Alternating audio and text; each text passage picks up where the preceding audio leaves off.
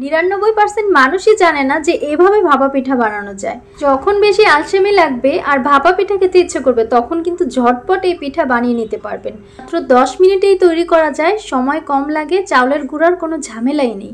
আর এই ভাপা পিঠা কিন্তু অনেক মজার, ভেতর থেকে নারকেলের পুর, খেজুর গুড় দিয়ে ঠাসা আর ওপর দিয়ে নারকেল আবার খেজুর গুড় দিয়ে সাজানো। যখন তৈরি করবেন তখন কিন্তু অবাক হয়ে যাবেন, চুলা থেকে নামানোর সাথে সাথেই শেষ হয়ে যাবে, এতটাই মজার। ভাপা পিঠার ভেতরে যে আমি পুরটা দিব এটা আমি একটু জাল করে নিচ্ছি চুলায়। 1 কাপ খেজুর গুড়, 1 কাপ নারকেল দিয়ে আমি কিছুক্ষণ জাল করে নেব, তারপর ঠান্ডা হতে দেব। এর ভাপা পিঠাটা করব সুজি দিয়ে, এজন্য 1 কাপ সুজি নিয়েছি আর 1/2 কাপ গুঁড়ো দুধ। গুঁড়ো দুধটা অ্যাড করলে এর স্বাদটা অনেক বেশি ভালো হয়। তারপর দিয়েছি স্বাদ মতো লবণ আর এখানে 1 চা চামচ বেকিং পাউডার।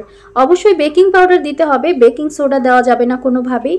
1 চামচ ঘি দিয়ে আমি ভালো করে মিক্সড করে নিয়েছি। এখানে আমি 250 ml লিকুইড দুধ নিয়েছি। দুধটাকে আমি অল্প অল্প করে সুজির সাথে ভালো করে মিশিয়ে নিব। অল্প অল্প করে দুধ দিয়ে কিন্তু আমি এটা ভালো করে মিশিয়ে নিচ্ছি। কিছুক্ষণ মেশানোর পর সুজিটা অনেকটাই সফট হয়ে আসবে।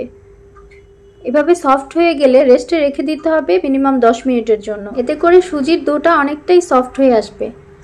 তারপর আমি একটা মোল্ড নিয়ে নিচ্ছি, এর মধ্যে 1 চা চামচ ঘি আমি ব্রাশ করে নিচ্ছি, এতে করে পিঠাটা খুব সহজেই উঠে আসবে। আপনারা চাইলে মোল্ড না থাকলে যে কোনো স্টিলের বাটি অথবা পাতিলের মধ্যেও করতে পারেন, সমস্যা নেই।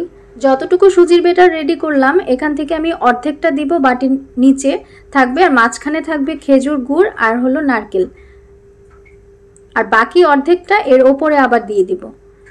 সমান করে চারদিকে ছড়িয়ে দিতে হবে। এখন দিচ্ছি নারকেল আর খেজুর গুড়টা যে জাল করে রেখেছিলাম সেটা, আর একটু নারকেল ছিটিয়ে দিচ্ছি, এতে করে আরো বেশি ভালো লাগবে। বাকি অর্ধেক সুজি আমি উপর দিয়ে দিচ্ছি, উপর থেকে আবার সমান করে মিশিয়ে দিতে হবে, আলতো করে মেশাতে হবে, আবার চাপ দেওয়া যাবে না। চামচ দিয়ে আমি আলতো করে চারদিকে ছড়িয়ে নিচ্ছি। আর একটু সৌন্দর্যের জন্য এখানে দিয়ে দিচ্ছি খেজুর গুড়, আবার নারকেল দিয়ে সাজিয়ে দিব।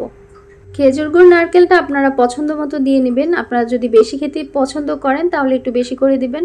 এখানে মাঝখানে একটু জর্দা রং দিয়ে একটা ফোঁটা দিয়ে দিলাম, এতে করে আরও পিঠাটা আকর্ষণীয় লাগবে। তারপর একটা কড়াইয়ের মধ্যে আমি পানি দিয়েছিলাম, পানিটা গরম হয়ে আসছে।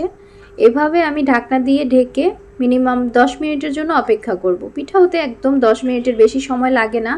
চুলাটা একটু মিডিয়াম আঁচের থেকে একটু হাই রাখতে হবে। চলে আসলাম 10 মিনিট পর। এখন একটা টুথপিক দিয়ে দেখছি পিঠাটা আমার হয়েছে কিনা।